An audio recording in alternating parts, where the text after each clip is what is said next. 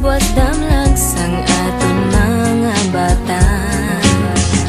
nga makatusmaw sa matin-ang nga tubig kag makalamoy upod sari-sari nga isda tani dampig ang tamanggat sang banwa dili na buhi at ang katigulangan sa aton pagbugtaw karon